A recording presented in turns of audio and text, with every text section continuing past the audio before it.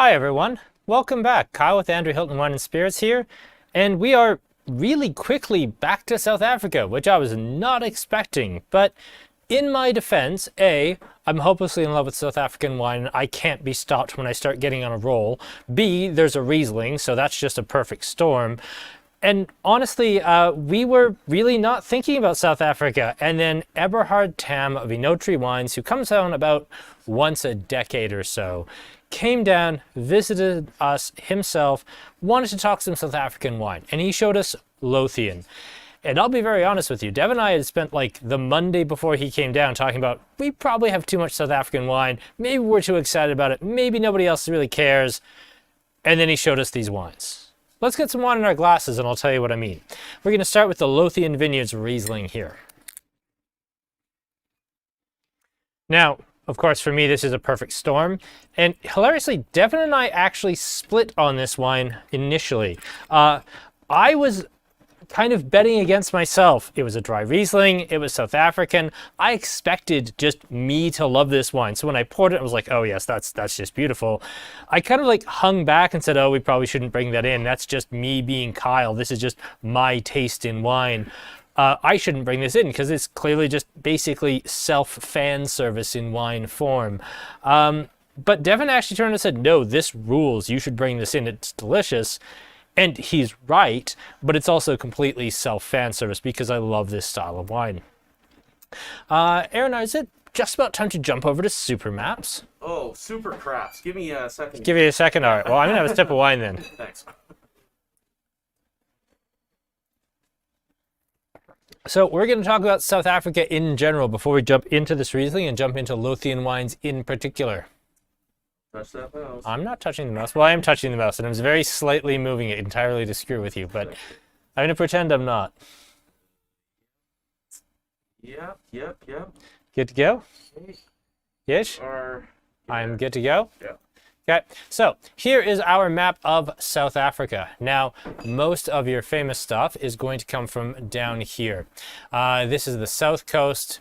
Here's the coastal region. Here's the Reed River Valley. This is the hilariously named Klein Karoo. I don't think I've ever had any wine from over here. And I've certainly never had anything from Northern Cape or the Olifants River. Can you zoom in for me there, Mr. Troza? Yep, give her a roll. Thank you. So most of the wines we're going to be tasting are going to be from down here. The Lothian wines come from this region right here called Elgin. Now, Elgin, named for like the region in Scotland, this is a predominantly apple growing region in South Africa. About 60% of the South African apple exports come from Elgin. But it has come to be known as more of a cold climate white wine and Pinot Noir region. And that's exactly what we're getting out of here, is we're getting a white and a rosé. And we'll talk a little bit about Lothian's high-end stuff in a sec. But this is a cold climate region. And again, that makes sense. This is the Cape of Good Hope down here. We're very close to Antarctica. From Neil Ellis, we're going to move a little bit north here. And we're actually going to zoom all the way in here, Aaron, if you'd be so kind. Okay.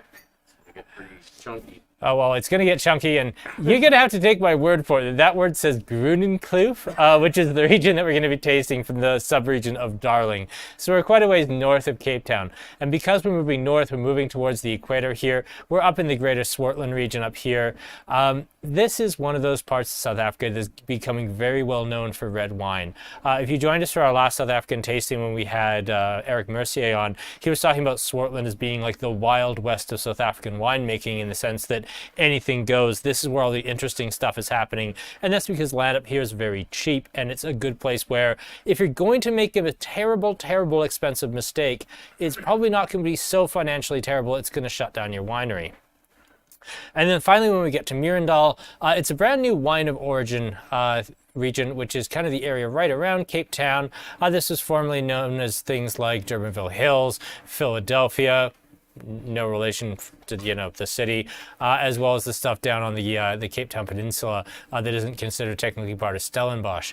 So this is kind of a new-ish WO. I think it got established in 2014. They're actually in Durbanville, so that's where the wines are coming from for our final wine. Let us move on to talking about this Riesling, why I like it, and a little bit about Lothian Vineyards.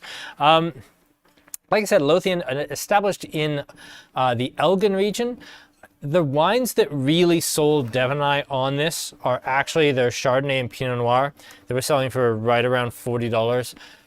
I'll be honest, this Chardonnay, I would put up against any of our $40 Burgundian Chardonnays in a heartbeat. I think it would win against basically any of them with maybe one exception, which is the Clos Nardin. And then finally, their Pinot Noir. I don't like New World Pinot Noir. I don't like Pinot Noir from New Zealand. I don't like from South Africa. I don't like particularly Canadian Pinot Noir. It just tastes, I don't know, boring's a good word. Overly sweet's another one. Kind of like cherry cola and root beer's another one. This doesn't. This brings up something that I'd like to dig into a little later on, but South Africa isn't really old world, it's not really new world. We talk about the new world wines as, the very first plantings happening in California in the early 1800s, really serious production not really getting going until the 1950s and then into the early 1980s with the whole French wine show where the Californian Chardonnay wins the whole thing. South Africa's been growing grapes not only on a gross level, but also on a premium level since the 1700s, and especially the early 1700s. They really experienced a severe dieback in quality, particularly in the 1950s. But I mean, they're not new world in the sense that they've been doing it too long. They're not old world in the sense they haven't been doing it long enough. They're kind of this Midgard of the wine industry where they're not as new as the new world, they're not as old as the old world, but you can't really classify them into either of those groups because they're in this gap, which is kind of that few centuries where Europe was making really cool wine, but they hadn't discovered North America or South America yet. So let's dig into this Riesling. Riesling, of course, is the best grape ever. And that's an entirely biased position, but it also happens to be factually true. This is classic Riesling to me in the sense that I do get a little bit of petroleum. I get the green apple. I get the lime. And that's something that it's kind of interesting to me. When I think about Riesling, quality Riesling, let's leave Canada out because I don't think Canada, or at least Canadian Riesling, has developed its own style yet. I think we can make great Riesling. I think we have made some great Rieslings. But I can very easily define in a few words what German Riesling tastes like, what Australian Riesling tastes like. And I don't think South Africa has its own style yet either. But really and truly, this bridges the gap and takes kind of the best of both worlds of Australian and German Rieslings in the sense that I do get those lean, focused green apples. I do get that really pretty, greasy petroleum character. I do get beeswax and honey and a little tiny touch of tropical fruit. And then from the Australian side, I get that big chalk and I get that big key lime character. And the alcohol is only 12.5, and yet this is bone dry. This really just ticks all the boxes for me for one I think we're selling for the princely somewhere like $17.95. This just rules. This should be on everybody's must buy list for just summer crushing wine because it's absolutely fantastic. And then Devin dives in with the other side. Yeah, smells exactly like South Africa. Decomposed granite. There's just, it has this South African terroir. You've heard me talk about mirror grapes where they smell like where they're grown. You pick up the essence of the region. And Riesling is very, very much that. And here, rather than picking up, the tiny subtleties in soil that separate, Rheingau grown on alluvial soils versus Rheingau grown on the rusty iron oxide of the red slopes, this smells like South Africa. You get that, crushed granite. You get that lava. You get the old basalty soils, and it all comes through in the nose. Or 21, sorry. Yeah, still amazing value. You're right, Devin. I think I lowballed that.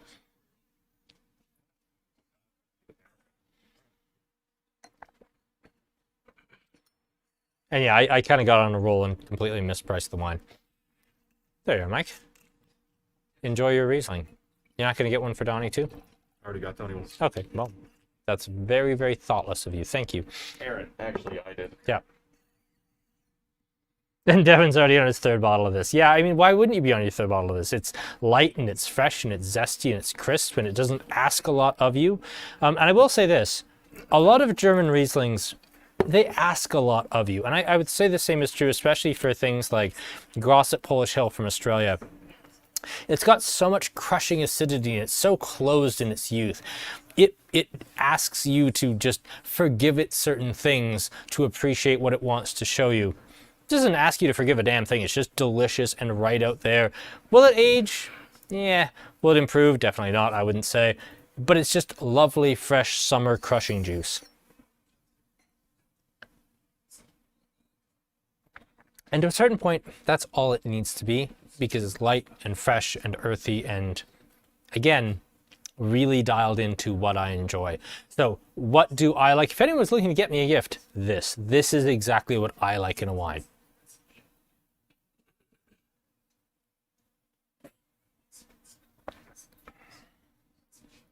And Deanne loves this. Craig's on board. Deanne's just on board with maps, as is Craig. Small crowd tonight with the restaurants reopening, and you know what? That's totally okay. If you've never commented before, tonight's the night, because yeah, with smaller crowds, it's always better if we get some comments just to keep the conversation going. Otherwise, I feel like I'm talking to myself. Okay, Mourvedre Rosé. Now, Mourvedre's an interesting grape. The Spanish call it Monastrell. The Australians call it Mataro.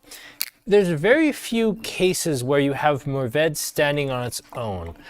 We have some straight Spanish Monastrells, probably 2 or 3.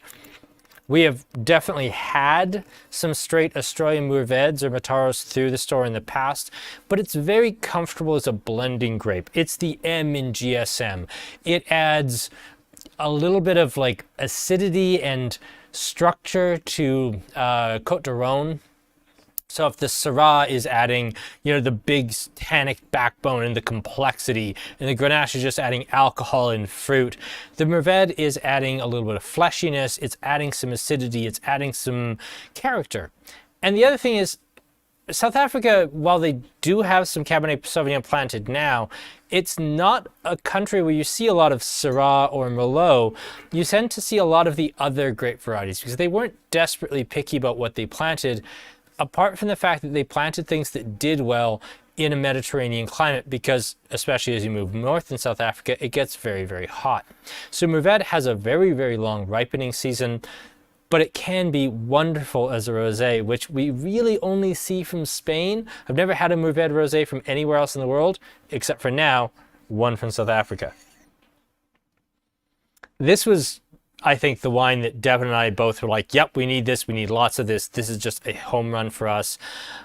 We kind of felt like this, maybe in the same way we thought about the Corte Giacobbe Ramato Pinot Grigio from Italy, like just boom. This is 1995. We're taking a little less points on this just because I want it to be under 20, because my God, at 20 bucks, what are you going to buy that smells like this? What are you going to buy that's this bright and fresh and pretty?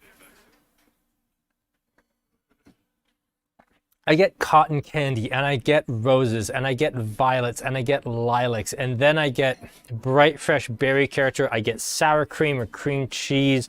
I just get this. Like, and correct it, this is brilliant. And it's only brilliant.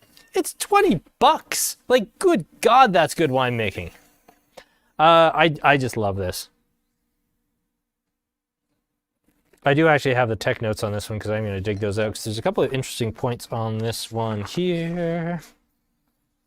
4 months lees aging, which is where all of those kind of creamy, nutty, sour creamy things are coming from. And then, yeah, they did 0.7 hectares. Like, basically like a hobby farm amount of vines. You know, the person who lives just outside of Lethbridge and has like 1 horse.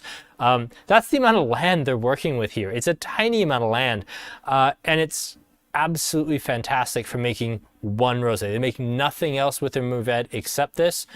But what a wine. What a lovely wine. Planted in 2005, planted on sandstone, which is unusual for South Africa because most of South Africa is decomposed granite. It's a delightful, perfect. I hope you're drinking this outside, actually. I wish I was, because this is a back porch sort of wine. Seems more complex than other rosés. It's not necessarily more complex than other rosés. This is just an absolutely fantastic wine. There are lots of wines that we sell at $30 that are as complex as this. I would say Sturm does this very well. I'd say that anything we bring in from, oh God, lights, lights isn't this interesting, and I love lights. Mind Clang is close, but not quite. Yeah, actually, I'm going to back that off. You know what? Deirdre, you're right. This is probably more complex than most of the rosés in the store, and it's 1995. This is the wine that sold us on Lothian, like, immediately. We loved this so much.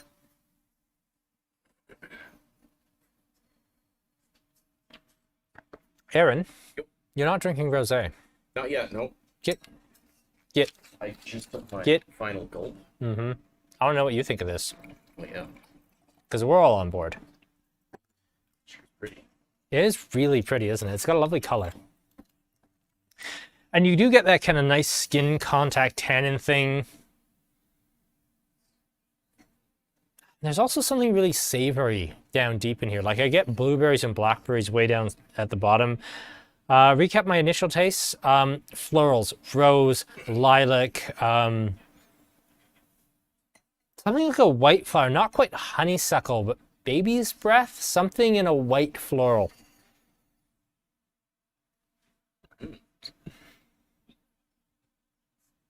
The rest of it is... who said sour cream? I did. Wow. Yeah. It's really sour cream. Yeah. It's malolactic fermentation as well as the skin contact. Yes.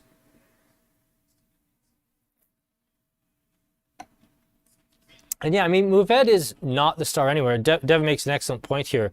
Definitely the malolactic.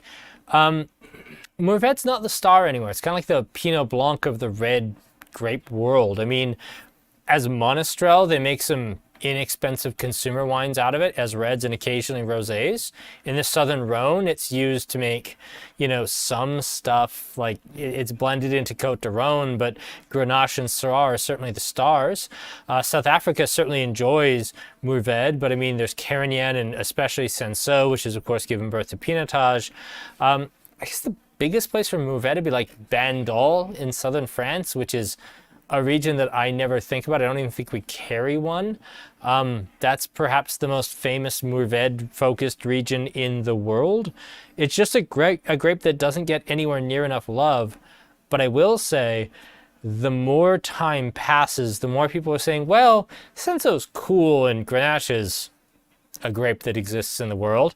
Mourvedre is kind of coming to be appreciated in a way that it wasn't previously because it can show spectacular complexity like this, but you have to be so careful with it because it takes forever to ripen. We could never grow Mourvedre in Canada, for example. Like, this is a very pale, light wine, but this takes about 2 weeks longer to ripen than Cabernet Sauvignon. Like this, and we can't ripen Cabernet in Canada to start with. So this would take another month longer than our growing season here. You have to be so careful with it because it always wants to give you big, chunky wines. But if you force it to be subtle, it can be so incredibly pretty.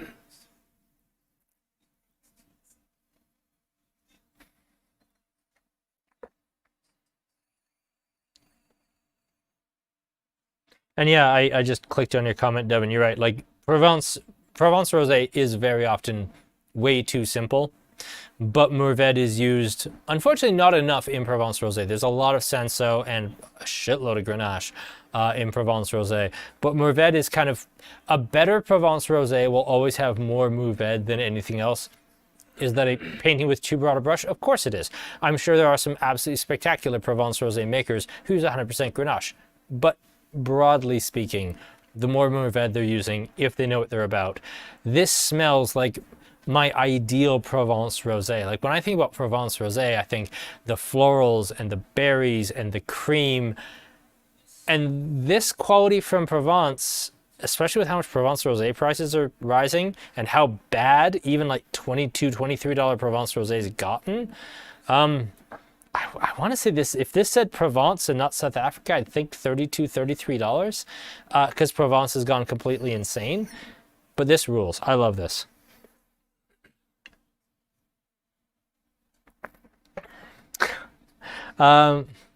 Michael, I really could do that. I worry if I put that in that lineup, it would run the table over Australia, over Provence, over anything else I put it up against. So we could do that. We could do the Great Rosé off. But no, we just bloody did the Great Rosé off like 4 tastings ago, we did one of those. Where we did Germany versus California versus Austria versus France. Yeah, that was the lineup. But yes, we will definitely do another big rosé tasting, but we just did do a big rosé one, so we won't get to that right away.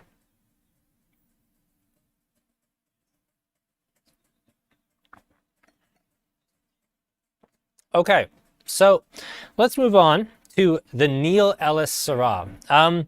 This is a wine that Devin and I typically should hate. It's a Shiraz. It's 14% alcohol. It's from a hot part of the world. Does that sound like something I or Devin would get excited about? Not particularly.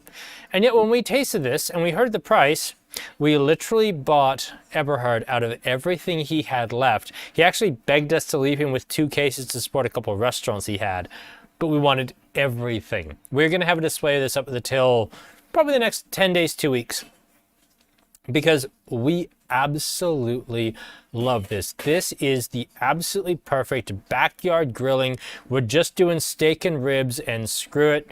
You know, we're going to drink wine and sit in the hot tub afterwards and the hell with life. This is that. This is that perfect, you know, shrimp on the barbie Australian Shiraz, but done better. Done in a more 21st century style where it's not as sweet, not as oaky, not as over the top, but it doesn't lose the fun. It doesn't lose that joyous, raucous, this is just a big dumb red character, but it does it without being dumb.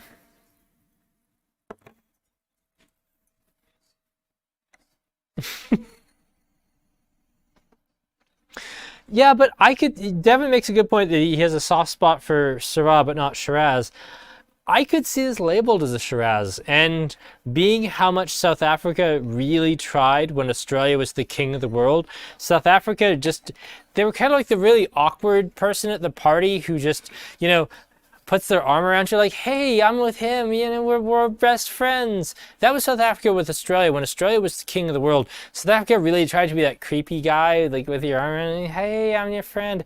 That was South Africa's whole thing. And they labeled their wines Shiraz and, you know, Mataro and all these Australian terms because they were really trying to pick up on that Australian thing. And that was yeah, I know, that's going on the blooper reel. I already know it's on the blooper reel. But they were really going for that. And now that they're kind of developing their own identity, that's changed. And we're going to talk a little bit about Meerendal, which started in the 1700s. Neil started the grand old year of 1984. He didn't start out actually as a vineyard owner. He started out just like a guy, one of the original shedists. You know, he didn't have a winery. He didn't have any money, but he had exactly enough money to buy a few tons of grapes and, you know, rent evening winemaking equipment on the sly and make his own wines. That's where he started. He's now one of the most respected. He's kind of becoming those grand old men of South Africa. He's really become this incredible wine personality. He makes a lot of top end stuff. He actually makes a Chardonnay that Devin and I thought was very comparable to the Lothian. But this at like $20.95, this is just good everyday juice.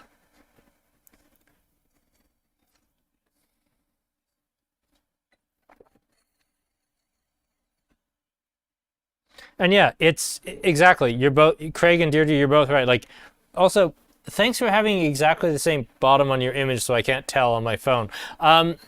It's exactly that. It's a winner. This is what people want at a backyard barbecue in the summer. It's perfect for that. That's exactly what I would want too. But if you tasted this against something a little more 10 years ago, like, I don't know, Wolf Blass Yellow Label or something like that, it would taste so sweet, so oaky, so boozy, because they've kind of abandoned the style and they've leaned really hard into that Apothic Red, chasing the everyday dollars. This wine, it's very much a Eberhard actually introduced this as more of a restaurant wine because it's designed to be with food. It's designed for a wine boutique. This is not a wine because it's a little different. It's not going to sell to a broader audience, but I absolutely love this Syrah.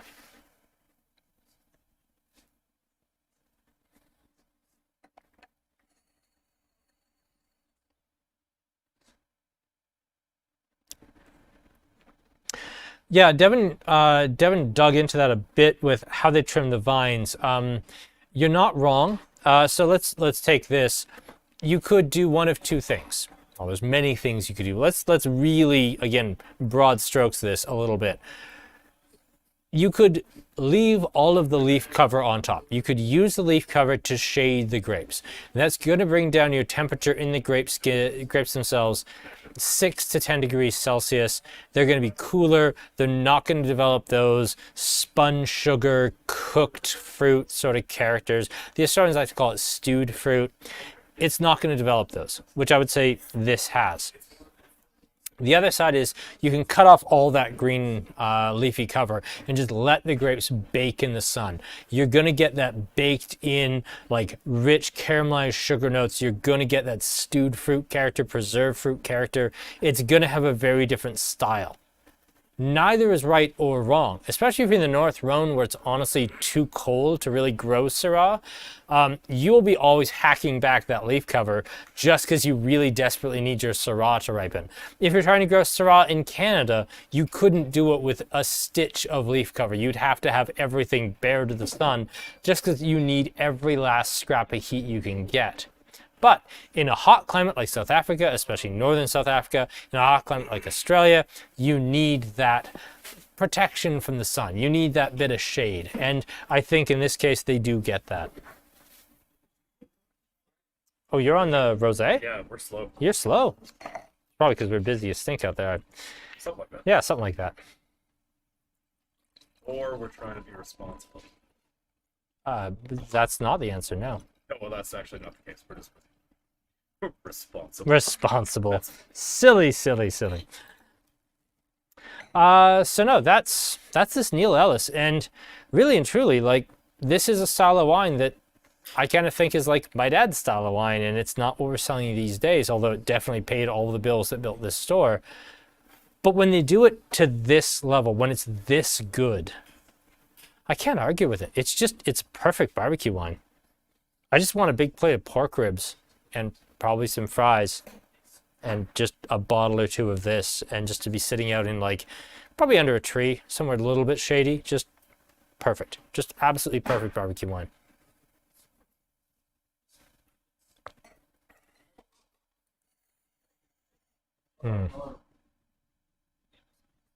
Yeah, that's absolutely brilliant. Okay, let's talk about what we have coming up next week a little bit here before we dig into this Merlot. And yes, the Merlot is actually bigger than the Syrah. I kind of went back and forth in these two, but I'm very much married to the Merlot being last. Wednesday next week. Wednesday next week, we got a bit of a mixed bag for you. Wednesday next week, we kind of have 3 tastings in one. There were 3 ideas I wanted to explore, but I didn't have enough beer for any of them on their own. So I just kind of said, let's merge all 3 ideas together and just go for it. It's a very summer idea because it's too hot to think. So we're going to start out with the 2 new Snake Lake seasonals. We have the Lady May Hellas and we have the Patio Life Double IPA. I trust Snake Lake to make a double IPA because they make really good high alcohol beers. And to be honest, the alcohol's not that high on this one, but they're really, really solid beers. They're tasty, they're interesting, and I like that Snake Lake's trying different stuff. Like, they're trying a Hellas. Double IPAs just straight don't sell anymore for the most part, unless you're like cabin super duper saturation. I like that they're trying that. From the good folks at Four Winds, a very sad beer, actually. One of the founders of Four Winds actually passed away, Greg Mills.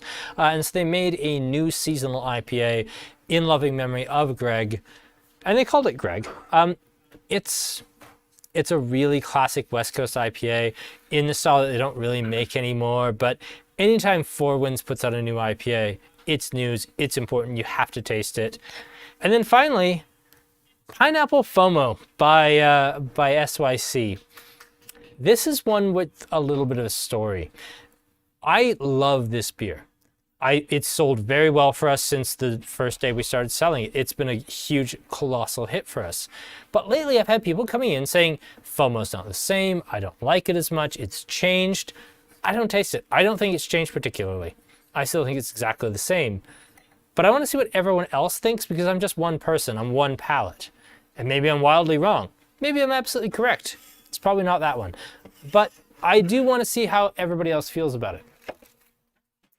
And then Friday next week, we have our Father's Day event, which, you know, appropriate enough, is a whiskey tasting. And it's a malt whiskey tasting, not necessarily a single malt whiskey tasting, certainly not a single malt Scotch tasting, but a malt whiskey tasting from 4 countries.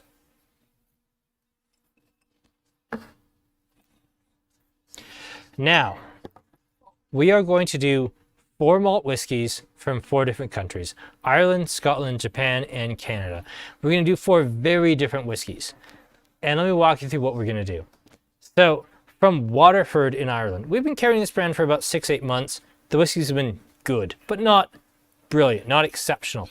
This is the best Irish whiskey I've ever had, full stop, no exceptions, no qualifications, nothing. This is just brilliant. This is their Gaia, this is their organic whiskey. This is just absolutely spectacular, and this was kind of the impetus of doing this tasting.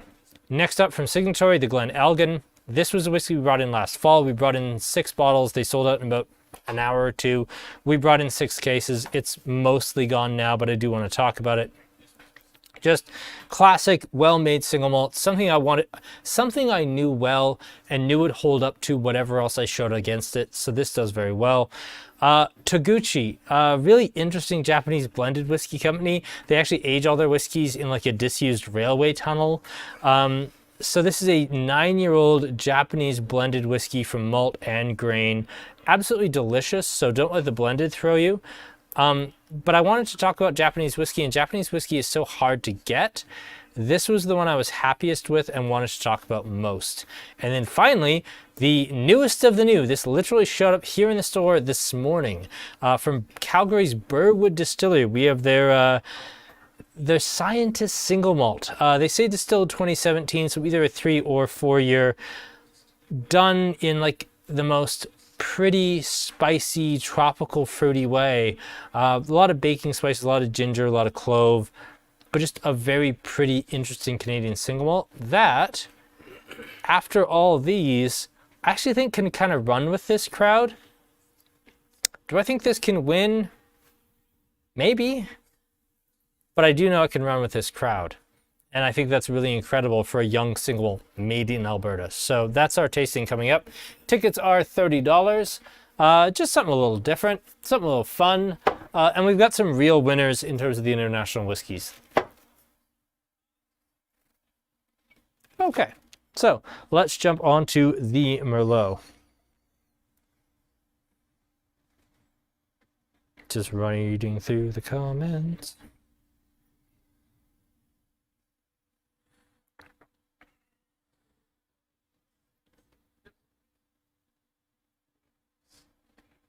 Devin answered that.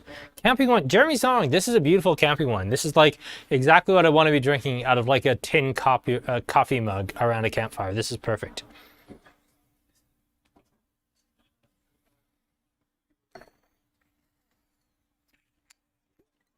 Okay. So everything we've tasted to this point, Lothian and Neil Ellis, these are the new school South Africans. These are the people who came in later, started new wineries. You know, they're post-apartheid wineries for the most part. They're doing bright, fresh, innovative wines. Meerendal's been around since like 1715 or something. So they've been, or read the back of the label, Kyle, 1702. But they've been around since absolute donkey's years. They've been through the great years, they've been through the bad years, they've been through all the co-op years and apartheid and everything. They're kind of coming out the other side and saying, hey, we still exist. We're actually doing like family-made wines. But, you know, we've got this big, long history attached to us. Some of it good, some of it terrible.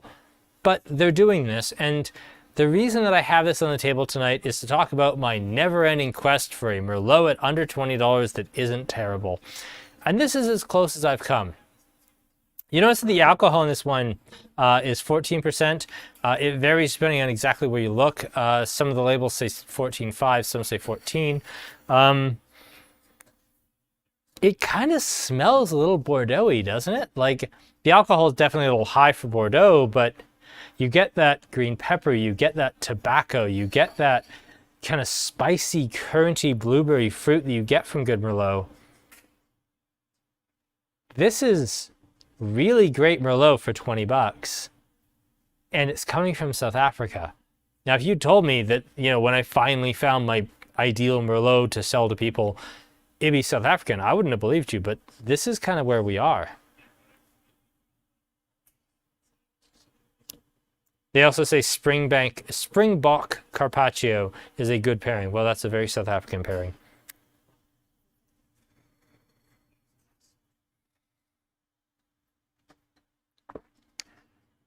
Oh, wow. You know, I tasted that about an hour ago when we first opened it, and it was tight, and it was just fruity, and it didn't have a lot going on. After an hour of air, this is just opened right up. This tastes to me not that dissimilar from the Delphi de la Dauphine from Bordeaux, which is also Merlot based, but from France. This is just shocking to me how much I like this.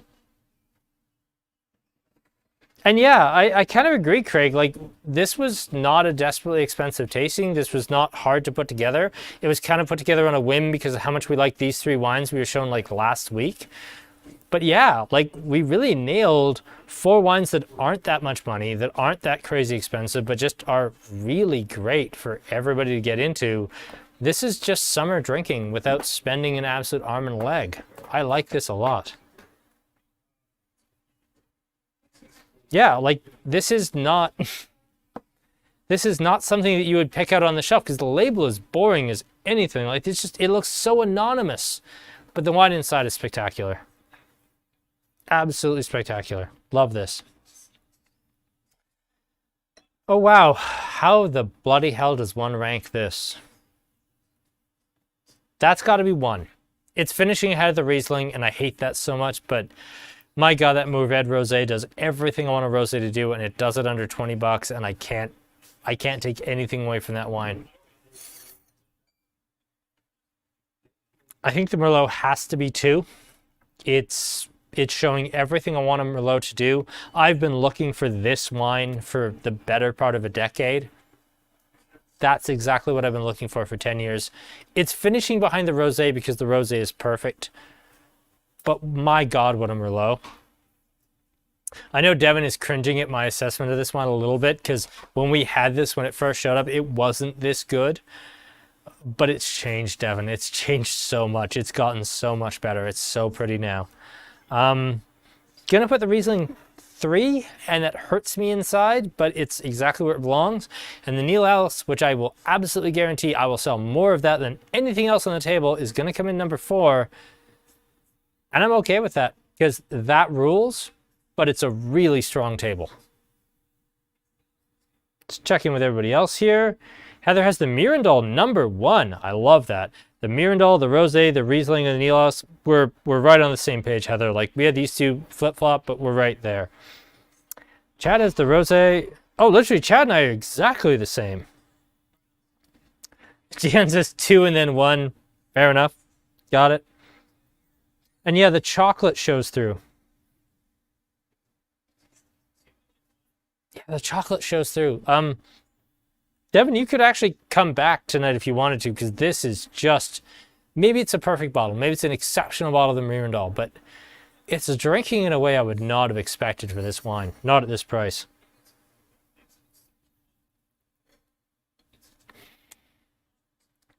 Okay, so we are done in record bloody time here, folks. I do apologize for that. But you know what? I had a lot of fun.